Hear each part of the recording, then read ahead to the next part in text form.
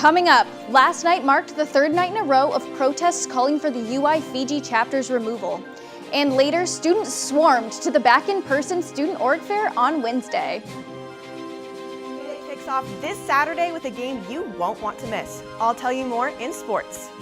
Just in time for football season, Iowa City is falling into cooler temps. This weekend, I'll tell you more about in weather. All that and more coming up on this Monday morning edition of DITV News. Don't go anywhere, DITV News starts right now.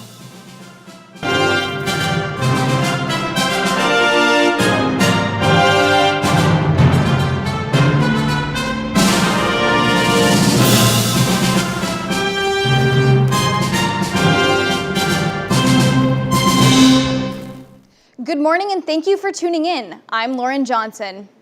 And this first story contains sensitive material pertaining to sexual assault that could upset some viewers. After protests erupted at the University of Nebraska-Lincoln to shut down the Phi Gamma Delta Fraternity, or FIJI, for sexual assault allegations, UI students came together to take action against the chapter here. DITV reporter Ashley Wheel has more on the protests that took place this week. An online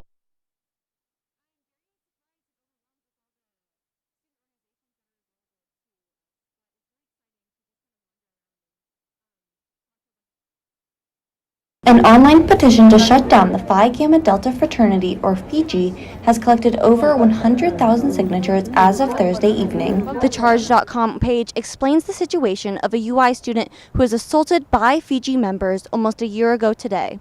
The court case was not picked up over a year ago, but the case was recently reopened. I don't think it's okay to have to worry about our safety every time we go out. I don't think that any of this is right. So I feel like, I don't know, it just means a lot to all of us to be here. And we stand by her 100% because I feel like there's so many girls who have been in similar situations and it's not okay. On Tuesday, students took to the fraternity house to protest in support for the survivor and to push the UI to shut down the chapter and hold the boys accountable. Most importantly, the university needs to hold them accountable. This has been swept under the rug for so long now, and frats get in trouble all the time for drinking and related things, but there was a person who was literally raped, and that's going to affect her for the rest of her life, and we're barely talking about it. The protest started peaceful with chants and signs. However, as more people showed up, damages were made to the fraternity house. Many protesters ended up moving towards another off-campus house that was rumored to hold other FIJI members. The second house was damaged by protesters as well. I'm not one for mob justice, but these guys didn't face any justice, so this is what happens when people are angry. This is kind of what happens when the system fails people, so yeah, they kind of had this coming. Wednesday, the protest continued with a peaceful protest at the president's house to call for the UI president, Barbara Wilson, to take action towards abolishing FIJI. If you don't exactly know the cause, educate yourself. You should know what you're fighting for. And if you're not here, I just don't know why you're not, because you should be fighting for everyone's rights. As of Thursday evening, no action has been taken from the university. From the University of Iowa, Ashley Wheel, DITV. And as of Thursday night, the Daily Iowan has confirmed that multiple search warrants were executed against members of the FIJI fraternity in September 2020. Go to dailyiowan.com for more information. And sexual assault is not an issue to be taken lightly. If you have been affected by this or any other form of harassment, you deserve support and a safe space to go. If you or someone you know is a survivor, the UI has resources available to you. The link below has places to go if you need help, like the Women's Resource Action Center and Rape Victim Advocacy Program. And the U.S. Department of Education opened an investigation Monday into Iowa and 4 other states with mask mandate restrictions. According to the department, these limits could discriminate against students with disabilities. This is because these rules make it difficult for school officials to protect students who are at risk for more severe cases of COVID-19. The Office for Civil Rights sent letters to all 5 states and stated that it has not yet concluded whether any violations of federal law took place. And now that students are back on campus and in person, student events are back as well. On Wednesday, the university hosted the Student Organization Fair in person. It introduced new and existing students to the variety of clubs the university has to offer. I am very surprised and overwhelmed with all the student organizations that are available to us, but it's really exciting to just kind of wander around and talk to a bunch of different people to see, figure out what things I might like. Covered Hubbard Park while students wandered through, checking out the booths that sparked their interests.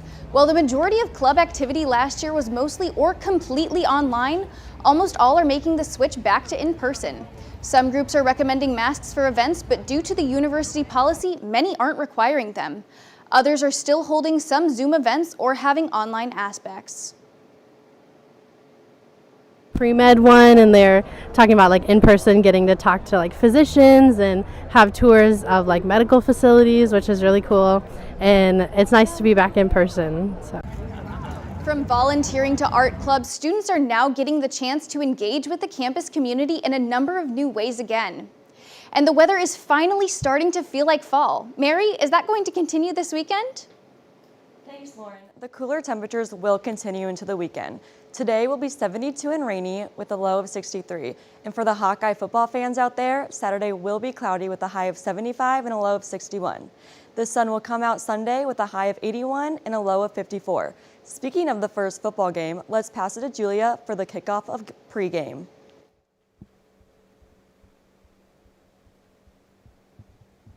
Thanks, Mary. The Hawkeye football team is ready for a top 20 showdown tomorrow afternoon against Indiana. This anticipated matchup will be Iowa and Indiana's first time meeting on the field since 2018. And second game will build momentum for us later in the season. So I think it's very important for us preparation-wise and knowing who we are as a team. The expectations are high for the Hawkeyes to take down Indiana, and running the ball efficiently on first down will be the key. If we're going to be good, we have to run the ball successfully and effectively. We got to do that, and we got to do both. But part of that depends on how they want to play too. Be a matchup you don't want to miss. And Iowa fans will definitely not miss this matchup, as the fans are ready to fill up the stands for the first time in almost 2 years. I found out how students feel about experiencing Iowa's most loved traditions yet again.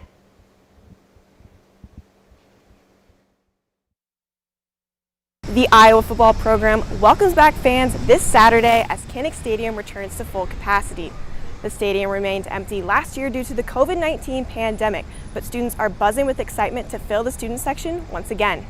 I'm excited to see everybody dress up. Like, I've seen pictures of the student section and everybody has yellow, black, and gold going on, and I think that aesthetic is kind of cool. Junior and senior students have not stepped foot inside Kinnick Stadium's gates in nearly 2 years. Many of these students are anticipating the return back to their former stomping grounds and cheering on the Hawkeyes with their peers. I'm not the biggest football fan, but I love to yell, and I feel like I've missed hanging out with my group of friends in a setting like that. The 70,000 person stadium will not require masks for vaccinated individuals, but some students are concerned about how that will affect the remainder of the season. I personally don't think there'll be many home games, especially with the no mask policy in Kinnick and around Kinnick. So the University of Iowa's strong encouragement of using face coverings will be applied at Kinnick Stadium, but whether or not students will comply remains unknown. The Hawkeyes kick off their season with a Big Ten battle against the Indiana Hoosiers this Saturday at 2:30. The Iowa soccer team was hot last night, shutting down Purdue Fort Wayne 5-0. Grad student Alyssa Walker opened the match up with back-to-back goals to set the tone for the Hawks. Head coach Dave Diani said, quote, "I was working with Alyssa Walker for about 25 minutes this morning on finishing, and she thought that would help her with today's game, and it obviously did," end quote. The Hawkeyes were untouchable on both ends of the field, holding Purdue Fort Wayne at only 1 shot on goal, while the Hawks had 17. These Hawkeyes will look to carry their momentum to the match against Mississippi State this Sunday at 1. And that's all we have for this sports roundup. See y'all on Saturday. Back to Lauren. Thanks, Julia. And thank you for tuning in to DITV News. We'll be back next Friday with all the latest updates from the Daily Iowan newsroom. Thank you. From Iowa City, I'm Lauren Johnson. Have a great day.